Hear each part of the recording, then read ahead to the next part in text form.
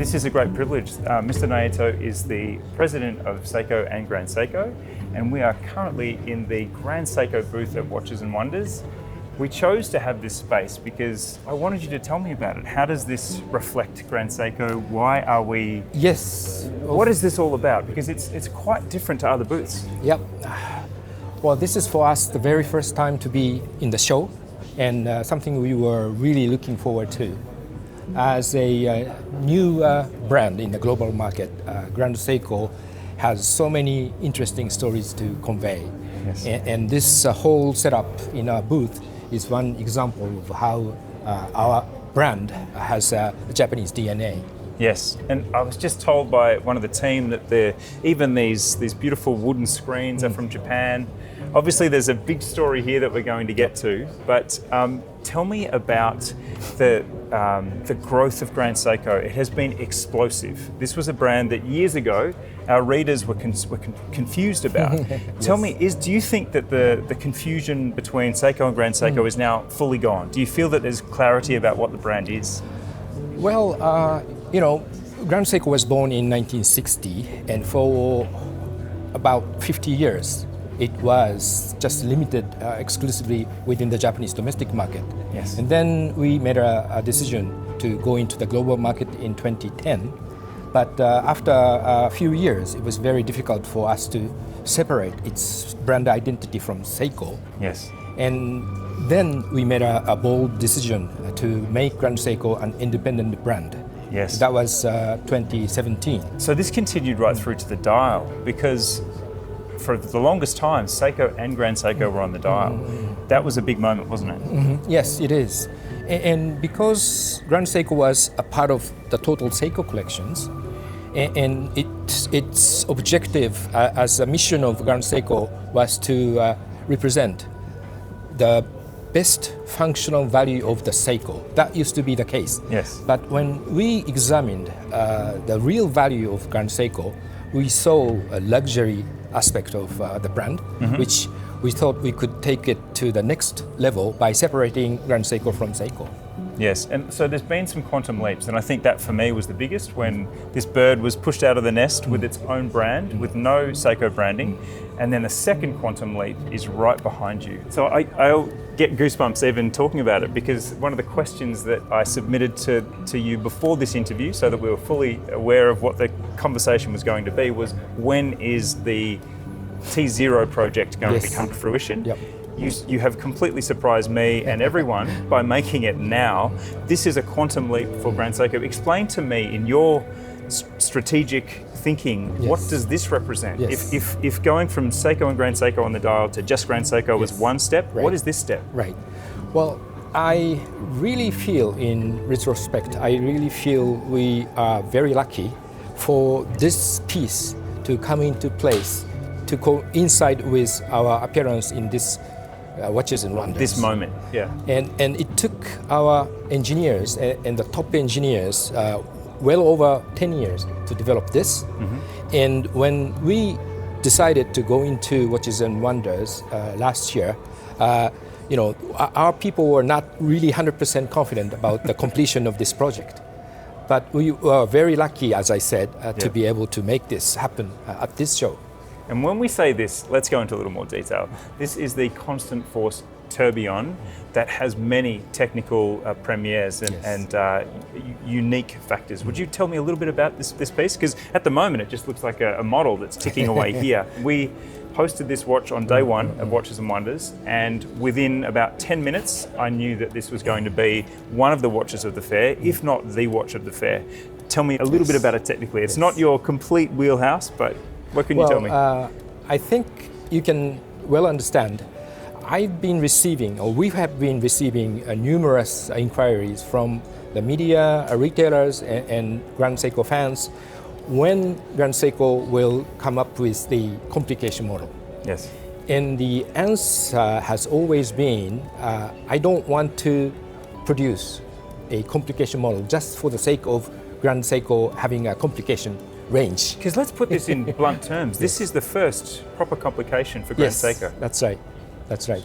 So the moment let's just say first high complication, because you have GMTs and chronographs, so they're complications true. technically. Yes. If Right. I'm being a stickler, it's the first high comp. Yes. And what a high comp. So tell me about it. So this one is for the very first time in the horological history, tourbillon and constant force, two mechanisms integrated into one unit. One axis. Yes, on the same axis. Yes. So this is a remarkable and revolutionary development. Yes. Not only that, and this is where I just love Grand Seiko so much, and I'm going to be a little bit of a fanboy here.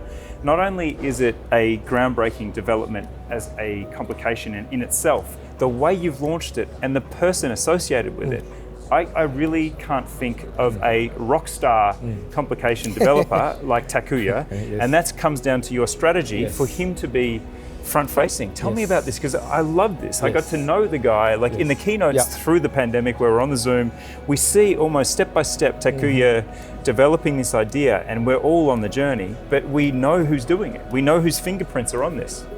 Well, Takuya Kawauchiya has been a leading designer for the technical design of this constant force tourbillon, and he is a graduate of Tokyo Institute of Technology, one of the top technical schools in Japan, but he did not major in the mechanics or the watchmaking. He spends most of his time, I understand, on music. Yes. And he joined a professional rock band. He was a guitarist. And he was I hope we can get the rights to his music to play some of it now. Yeah. Do you like his music too? Yes. And he was on a world tour a couple of times with famous musicians. Yes. But the moment he realized this is not to be my career, yes, he all of a sudden found interest in watchmaking. So he started attending a technical watchmaker school. Yes. And then after a few years, and this is at 20, in his late 20s. Late 20s, and then he decided to join Seiko. Yes. And soon after, he conceived this idea, and it took him over 10 years to complete this. Now tell me, was there any connection between music and the inspiration for this design? That's what he said. He is really particular about the sound it creates, that watch creates. Yeah. So he wanted to hear sound as loud as possible out of this complication movement. Yes. And he spent so much time making it happen. It's a beautiful thing. And tell me about the availability, because I know that people watching this are going to be very interested in price and availability, because this is obviously not just a beautiful halo piece. You intend to produce this, and you intend to produce this in quantities. Yeah. Well, Takuya, I spoke with him just before I departed, and he very much wanted to come here. Yes, of course. I'm sad he's not here.